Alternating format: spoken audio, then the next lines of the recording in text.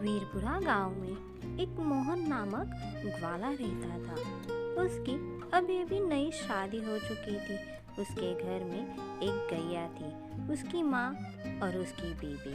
उसकी अभी अभी शादी हो चुकी थी, लेकिन वो बहुत परेशान था।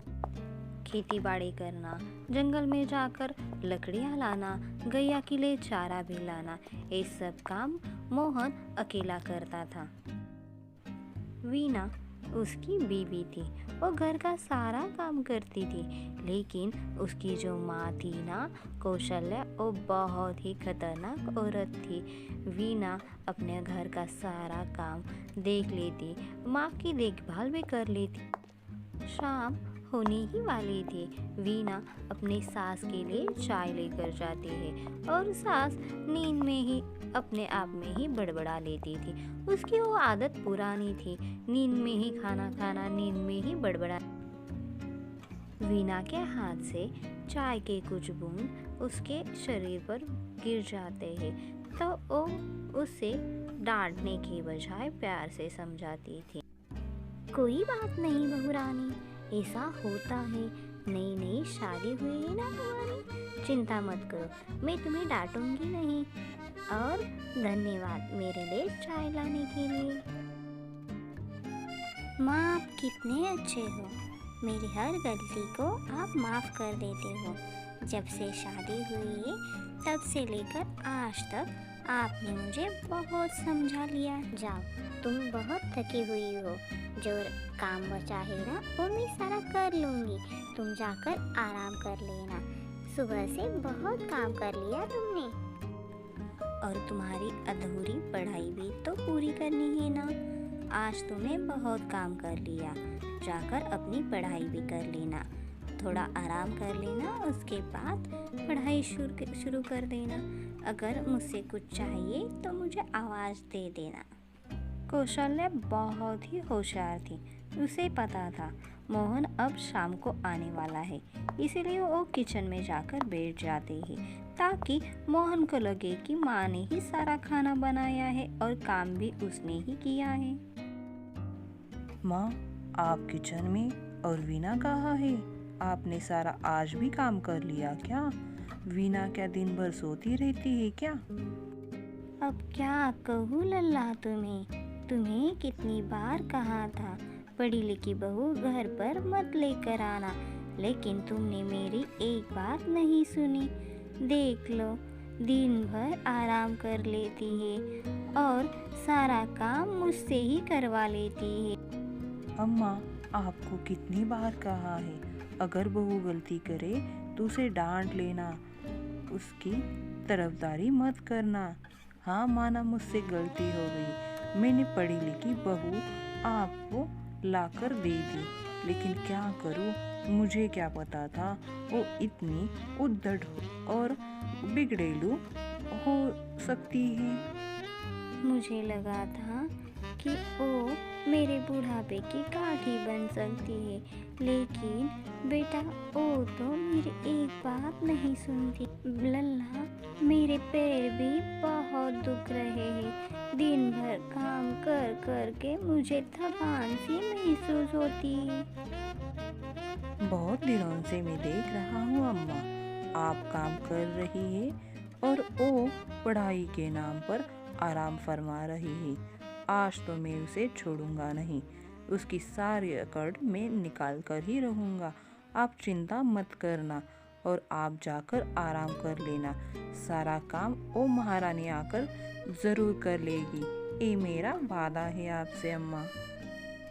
मोहन और वीना ने लव मैरिज की थी, इसी वजह से कौशल्या को वीना बिल्कुल पसंद नहीं थी। लेकिन वीना के सामने तो बहुत अच्छी बनती थी कौशल्या, और उसके बेटे के सामने वीना की बुराई करती थी, क्योंकि उसका बेटा और बहू में झगड़ा लग जाए। मोहन गुस्से से लाल होकर वीना के पास आता है और उसे बहुत मार पीट कर उठाता है। क्या वीना, ये मैं क्या सुन रहा हूँ? तुम दिन भर आराम कर लेती हो और मेरी माँ को सारा काम करवाने के लिए छोड़ देती हो। तुम्हें ज़रा शर्म भी नहीं आती क्या? मैंने इसीलिए तुमसे शादी की थी क्या?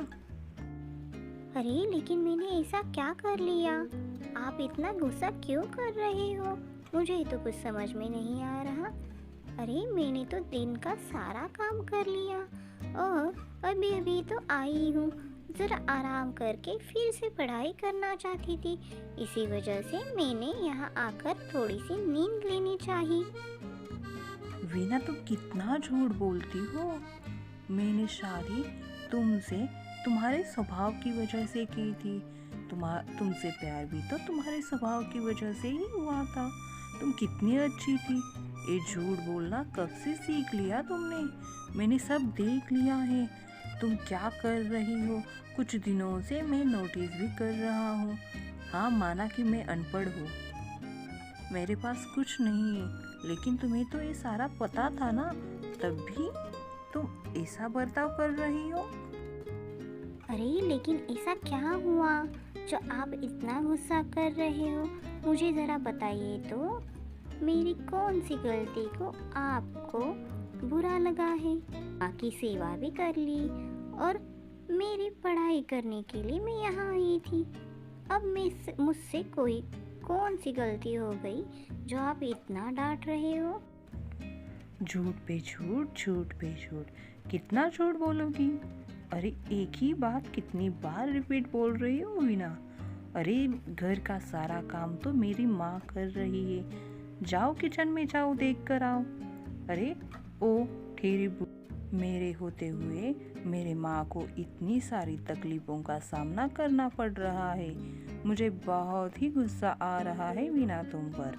अरे मैंने शादी इसलिए की थी, मुझे लगा था तुम बहुत समझदार हो, मेरे घर परिवार को संभाल लोगी, लेकिन तुम तो अपनी पढ़ाई की अलग ही बीन बजा रही हो। कुछ दिनों से देख रहा हूँ वीना में, मेरी माँ को अनपढ़ कह रही हो, उसे काम करवा लेती हो। जब मैं बाजार जाता हूँ, दूध बेचने के लिए जाता हूँ, और जब मैं घर पर आता हूँ तो अच्छाई की मूरत बनकर मुझे बेवकूफ़ बनाना चाहती हो क्या? क्या कह रहे हो आप? मुझ पर एक ऐसा इल्ज़ाम लगा रहे हो? अरे मैं तो माँ की सेवा करती हूँ और माँ तो कितनी अच्छी है, मुझे कुछ किसी भी बात के लिए डांटती भी नहीं, और आप इतना डांट रहे हो जबकि मैंने गलती की भी नहीं। और उन दोनों में बहुत ज़ोर सा झगड़ा लग जाता है और वहाँ से मोहन चला जाता है और वीना सोच में पड़ जाती है।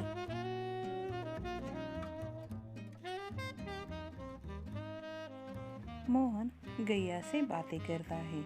गैया से कहता है, गौ माता, मुझे तो कुछ समझ में नहीं आ रहा। दिल तो कह रहा है मेरी वीना ऐसी नहीं है, लेकिन जब मैं मेरे आँख से देख रहा हूँ वो भी तो मैं झुठला नहीं सकता। क्या करूँ, कुछ समझ में नहीं आ रहा। मेरा तो दिमाग कुछ चल ही नहीं रहा। लगता है मैं ठहरा अनपढ़, इसी वजह से वीना अब ऐसा कर रही है। क्या करूँ, आप ही बताइए। मोहन के जाने के बाद वीना भी गैया माता के यहाँ आती है उससे बातें करने के लिए, और वो भी उससे अपनी दुख भरी कहानी सुनाती है। माता देखिए ना, मैं कितना अच्छा करने की कोशिश कर रही हूँ, लेकिन कुछ ना कुछ तो गड़बड़ होती ही जा रही है। सासू माँ भी अच्छी है, लेकिन मोहन जी को क्या हुआ कुछ समझ में नहीं आ रहा। कुछ दिनों से उनका बर्ताव कुछ अलग अलग दिख रहा है मुझे। गौ माता उसको इशारों से कुछ बातें समझाती है, तब उसके समझ में आ जाता है कि यह सारा किराया धराया कौशल्या का ही है, क्योंकि कौशल्या को वीना पसंद नहीं थी। इसी वजह से कौशल्या उन दोनों में झगड़ा लगवा रही है। ये बातें अब वीना को गौ माता सब कुछ बताती है। शुक्रिया माँ, मैंने आपको मेरा सारा दुख बता दिया तो आपने मुझे रास्ता बता दिया, इसलिए मेरी तरफ से बहुत बहुत शुक्रिया। अब देखना इस कौशल्या माँ को मैं कैसे ठीक करवाती हूँ। सारा काम मैं करती हूँ और शाम को मेरे पति आते हैं, तब अपने आप को अच्छा ही साबित करने के लिए वहाँ जाकर सब कुछ कर लेती है ना। तो आज का दिन का सारा काम तो अब कौशल्या माँ ही करेगी।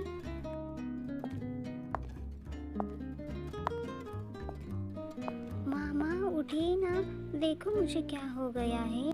गौ माता को मैं चारा डालने के लिए गई थी, तब गौ माता ने मुझे बहुत मारा और मेरे सिर से भी खून बह रहा है। माँ देखिए ना, मुझे कितनी चोट लगी है। आप कुछ करिए ना माँ, आप तो मेरी बहुत अच्छी वाली माँ है ना।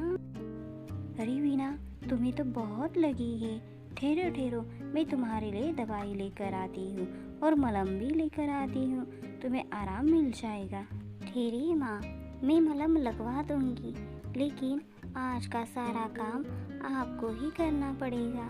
मेरे हाथ में भी और पैर में भी बहुत चोट लगी है, इसी वजह से सारा खाना, बर्तन और कपड़े भी आपको ही धोने पड़ेंगे। आप करेंगे ना आज का मेरा काम माँ? अब तो वीना के जाल में कौशल्या फंस चुकी, ना भी नहीं कर सकती, क्योंकि वीना के सामने तो अच्छी वाली सास बनी रहती है। इसीलिए वीना की हर बात उसे अब माननी पड़ेगी। हाँ बेटा, सारा काम हो जाएगा, तुम आज दिन भर आराम कर लेना। चलती हूँ, और अपने सिर पर मलहम ज़रूर लगवाना, और कुछ भी अगर तुम्हें चाहिए तो मुझे आवाज़ लगाना, मैं तुम्हें सब कुछ लाकर दे दूँगी। आज तो किचन का सारा काम कौशल्या को करना पड़ता है। काम करते करते कौशल्या बहुत अपने आप से गुस्सा हो जाती है। काश मैंने अगर इसके सामने अच्छा होने का दिखावा न कर दिया होता तो आज मैं यहाँ किचन में काम नहीं करती। मैं भी ना कितनी बहुत बड़ी मूर्ख हूँ। वीना दिल की बहुत अच्छी थी। माँ को काम करता देखकर उसे बुरा लग रहा था। उसे लग रहा था कि मैंने माँ से एक क्या करवा दिया। मुझे माफ़ करना माँ, लेकिन क्या करे, आपको आपकी गलती का एहसास करवाने के लिए मैंने ये सब किया है। माफ़ करना मुझे माँ। कौशल्या को भी अपनी गलती का एहसास हो चुका था, उसे समझ में आ चुका था। वीना तो सब काम कर लेती है और मेरी सेवा भी कर लेती है। मैं खामखा अपने बेटे और बहू में झगड़ा लगवाती रहती हूँ। झूठ और बेईमानी के रास्ते पर अगर हम चलेंगे तो एक न एक दिन हम अपने ही शब्दों में फंस जाएंगे, और जब हम अपने ही शब्दों में फंस जाते हैं तब हमें अपनी गलती का एहसास हो जाता है। इसलिए हमेशा अपने शब्दों का अच्छे से चयन करना और अपने आप में खुश रहना। धन्यवाद दोस्तों। अगर मेरी कहानी अच्छी लगी हो तो लाइक और शेयर ज़रूर करना। शुक्रिया दोस्तों, और ध्यान से सब्सक्राइब भी कर लेना।